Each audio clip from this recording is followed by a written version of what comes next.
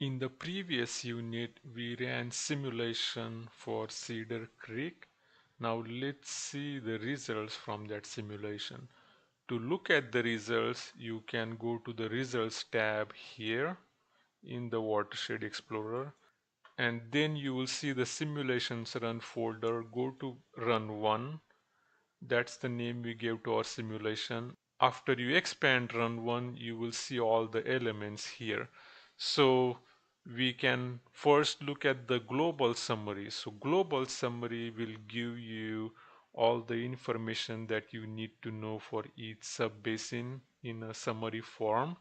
So you can see the drainage area associated with all the sub-basins, what the peak discharge is from each sub-basin, and what the time of peak is, and the volume of the total discharge.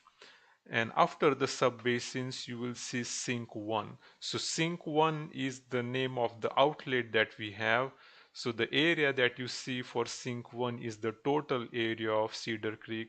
The peak discharge is the peak of the total discharge at the outlet, and this is the volume of the total discharge at the outlet. So if you want to do the water balance, you can find out how much water came out as discharge at the sink. So it was 1.27, and if we know what the total depth of our rainfall is, we can subtract that from the total discharge volume, and then we will get loss at the outlet. So this is the global summary table.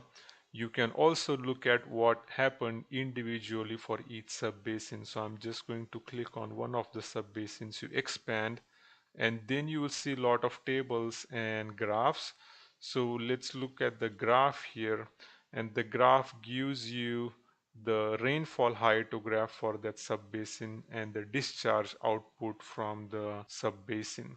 And then in the rainfall hydrograph, you will see some of it is red and some of it is in blue. So the red is all the loss and blue is the excess rainfall, and then you see the hydrograph for your sub-basin. We also have summary table for each sub-basin, and that summary table also gives the peak value, but it also gives the sort of water budget or water balance. So we have the precipitation volume, which is 9.46, loss volume and excess volume. Then we also have time series table for sub-basin 6. So the time series table basically gives the rainfall hydrograph and the direct runoff hydrograph at the end. So precipitation will give the rainfall hydrograph, loss, excess rainfall, direct flow. We did not have any base flow, so that's why the base flow column has 0 values, and then the total flow gives the hydrograph.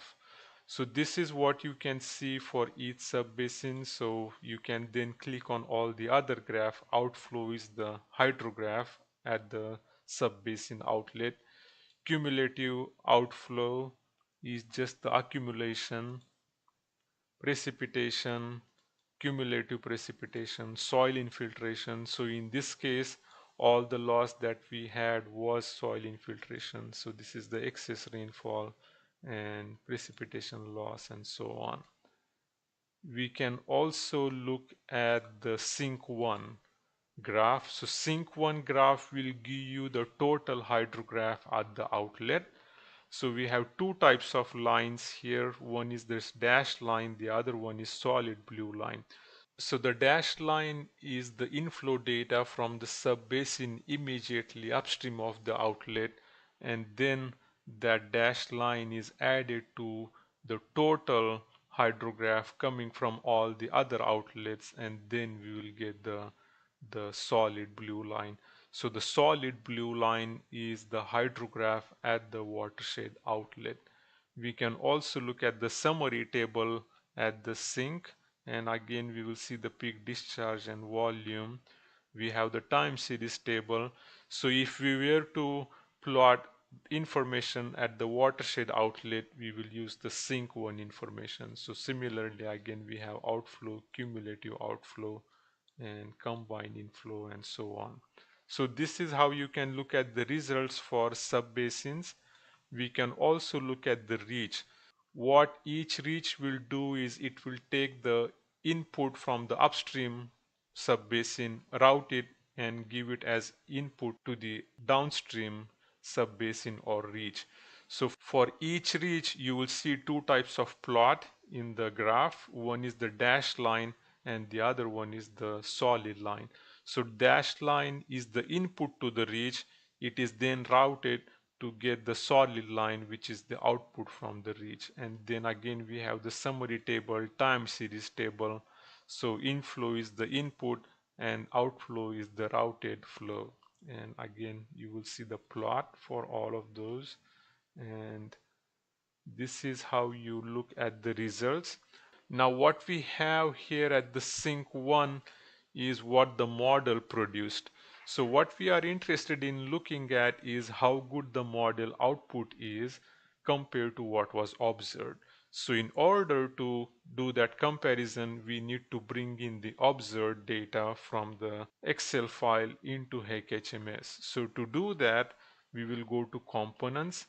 So similar to creating a precipitation gauge, now we will create a discharge gauge. So we will go to components, time series data manager, and instead of precipitation gauge here for data type, we will pick discharge gauges and say new. And gauge 1 is fine. So for description we will say observed discharge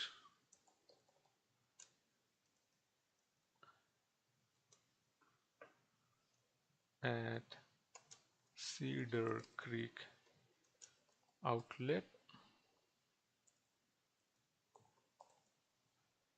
create, and then in the watershed explorer you will see a discharge gauge added under the time series data. So gauge 1, so cubic meters per second, that's the entry we have. The time interval that we have is 1 hour.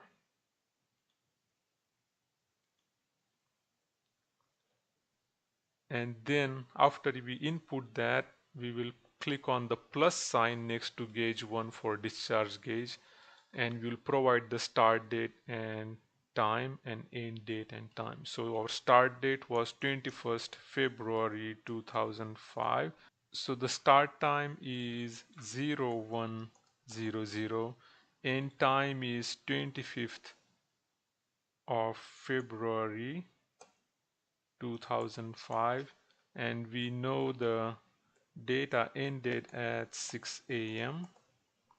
And once we provide this input, it will create the table similar to what we saw before for precipitation.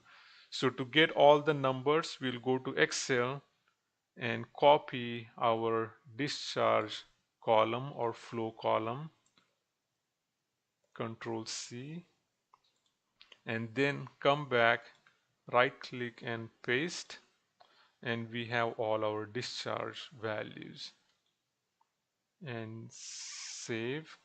Now right now we have this discharge gauge. What we are going to do is we are going to link that to sync 1.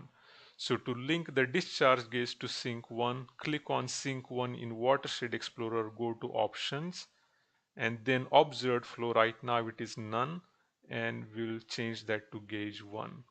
So let's save our project and let's run our simulation one more time.